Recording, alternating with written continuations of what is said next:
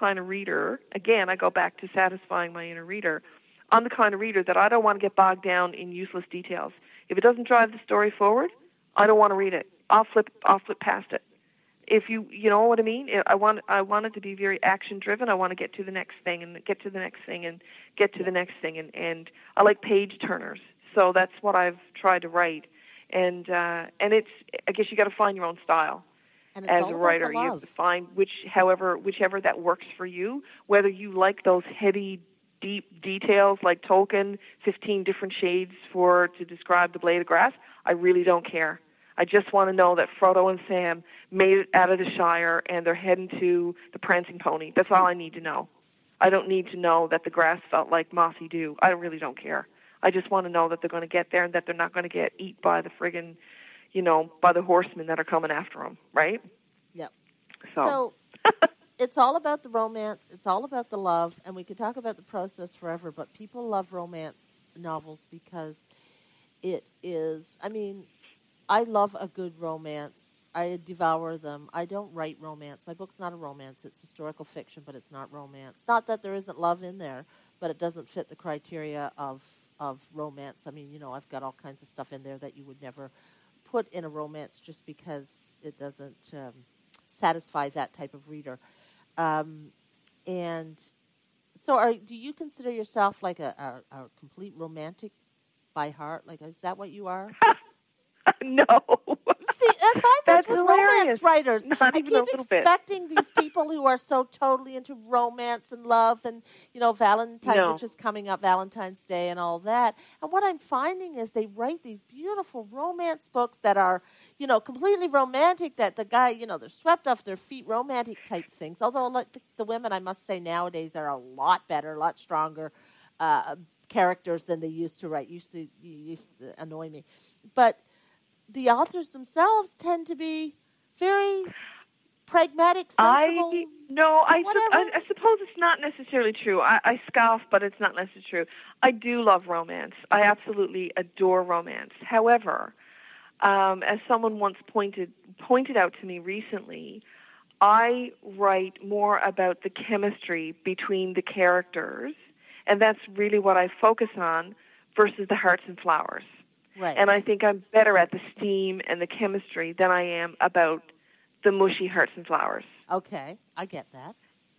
Right. Yeah, because there's two bits to romance, right? There's like you said, the hearts and flowers and love and poetry and all that, gazing at each other over candlelight stuff. And then there's the heat. See, I'm telling you right now, if I was going out with a guy and he was gazing at me over candlelight, I'd have to tell him to stop because he's creeping me out. Right. So that might be well and good in a romance novel, but the reality of it is that I'm just too jaded. You know what I mean? Yes, I don't know. It's just, I agree. Some of the stuff that you can get away with in the novel and on the Hallmark movies, because I've been watching a lot of them, you'd never get away with in real life. Seriously, if some guy came up to you and started singing to you, well, for me, I'd bust out laughing. Me too. See, this is right. what I'm saying. So there you go. So what is the aspect? What actual aspect of romance do we mean when we say, "Are you romantic?" Am I the type of person who wants to spend quality time with someone and wants the passion to be explosive and exciting, and you want to do things for one another, you want to be spontaneous, they inspire you? If that's romantic, then I'm completely romantic.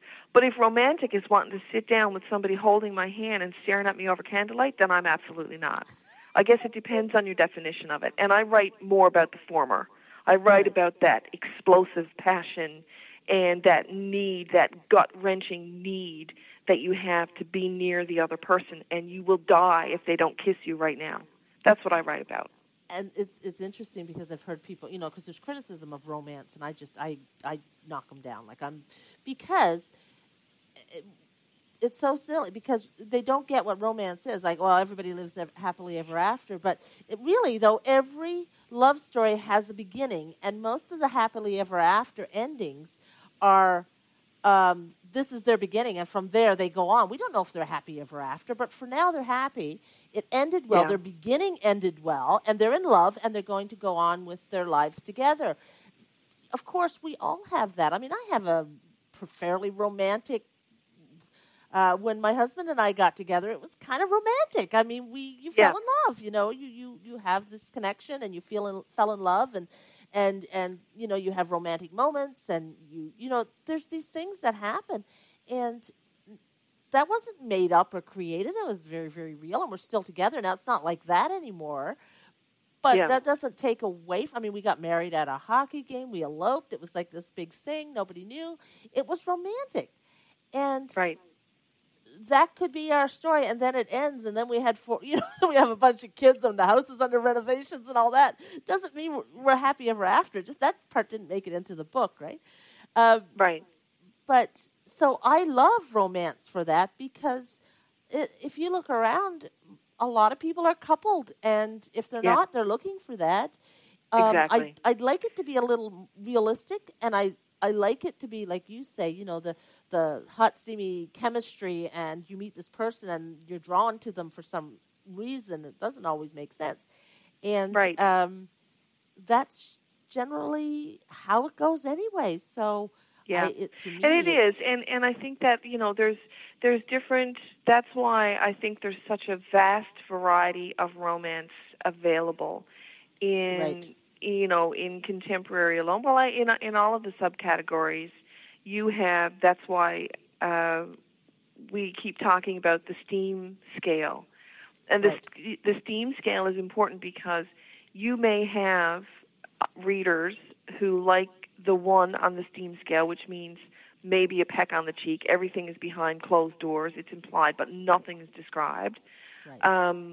You may have readers of those novels who actually really want to see those tender moments.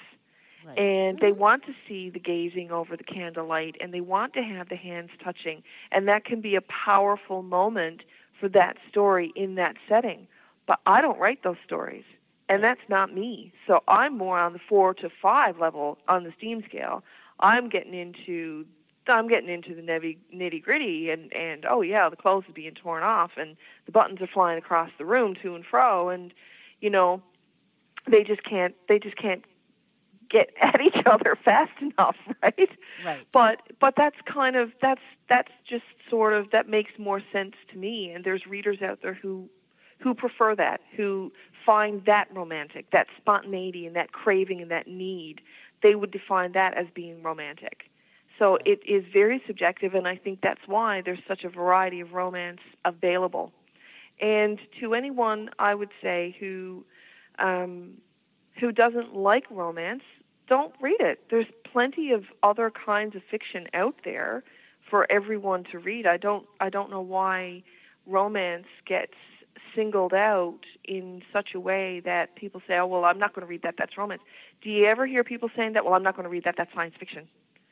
No, you don't. And I don't know why people scoff. It's almost like they're afraid to say, I can't do that, because that makes me vulnerable somehow to say that I like romance. Well, the feminist side of me says it's because it's what a lot of women like. And when women like it, it can't be as good. That's just my cynical feminist side. Well, I think that something that has been primarily written by women for women, to empower women, especially the modern day romance has been to empower women. Although you read any Jane Austen novel, and I will tell you she's empowering her characters. And honestly, I kind of ignore any of the criticism, because if someone comes at me and says anything negative about romance, I'm like, well, why are you reading it? I don't like it, don't read it. I have never heard those criticisms from people who actually read it. No, absolutely from people who have not really ever read it and just have these preconceived notions about what it is. I think reading cowboy books by Louis L'Amour, I don't find that interesting at all. And if I wanted to, I could actually make fun of all these, big, strong men, who think they are anyway, sitting in their jammies reading Louis L'Amour books about cowboys. and thinking they're, and I could make fun of all that, but I really don't care enough to, and I have not read them, so why would I put down a book that or a type of book that I've never read? And I don't hear women, so I'm going on my feminist rant again, I don't hear women do that. But I hear men make fun of the romances that I think we should all swap out. I should start reading some cowboy Louis L'Amour, because apparently they're very well done and good books. And some men should start reading romances to get an insight into what we're actually reading, and maybe we'd all just get along a little bit better. Nah, honestly, I got to be honest with you. I don't have the energy to convert anybody. I really have no interest in converting anyone to reading romance, because there are so many romance readers out there who I engage with on a regular basis. Yep. The naysayers can go read whatever they like. I'm happy for them. Go read whatever you like, and just let us stay over here on our side of the sandbox and play, because you know what? We're happy. We like what we do. We like what we produce as romance authors, and we like what we read as romance readers. So it doesn't really affect me when people are, poo-pooing. It's almost like they're waiting for you to convince them, like, yeah, it's not going to happen. If you don't want to read it, don't read it. I don't have the energy, to be honest with you, right? No, and I certainly don't. I don't write romance, and I just think that there are people who really do have misconceptions and would absolutely be like, oh, it's not what I thought, maybe I should check it out. And but you don't want to spend any time at that, because like you said, you have an audience for romance. And exactly. I'm not out to convert anyone to reading fiction that they are really not interested in. I trust that people have their own sense of themselves, that if they felt that they wanted to try reading romance, for example, or science fiction or horror or literary fiction, if they haven't read any literary fiction, that they would just have the wherewithal and the good common sense to just go try it on their own without having to have somebody justify it for them. I trust that people can form their own opinions that way. And if anyone ever, for your listeners, if anyone has any further questions about writing romance, they can certainly contact me directly. I've often offered lots of advice to people on where they need to go to find good resources for some of the things we talked about here tonight. And I'm more than happy to help. I can guarantee you, in the 5 years that it took me to get my first novel ready for publication, I was given a lot of free advice by a lot of really great authors. And I like to pay that forward. So, I'm happy to help anyone who needs a hand. That's a very important point. Now we'll end this very soon, but because I've taken so much of your time, and I appreciate it very much, because this was really in depth and I think important. No problem. That writing seems solitary, and the actual putting the words on the page and doing all that is solitary, but the journey from writing a book and finishing it, especially if you're new, but even later on, it's going to involve many people. And if you have weaknesses, and I have some, I know what they are, and I will actually point them out to an editor. I'll say, you know what, you mentioned blocking earlier. Two things that I have weaknesses with. I've not done drama, so I don't understand blocking as much. That part of it, timelines. Does this make sense? Timeline-wise, watch for me to have somebody to say in one paragraph, it's early morning and the sun just rose, and a paragraph later she's putting supper on the table, because somehow I've maybe deleted something or moved something and left that unexplained. So I do those kinds of things all the time, and I don't catch them, right? Because I know my story so well. So these are things and weaknesses. Always get help and recruit up. Get people who already have been there. Don't ask your neighbor friend who's never written a book, who's really good at proofreading, to do it. Ask someone who has slogged through. Go to the Writers Alliance and see what they have available. Definitely. Resources that are. I had no idea there were as many resources available as what there are to help new authors. Absolutely. And if the community is huge. The community is huge for the most part. The writing community in Newfoundland and Labrador is vast, and whether it's genre fiction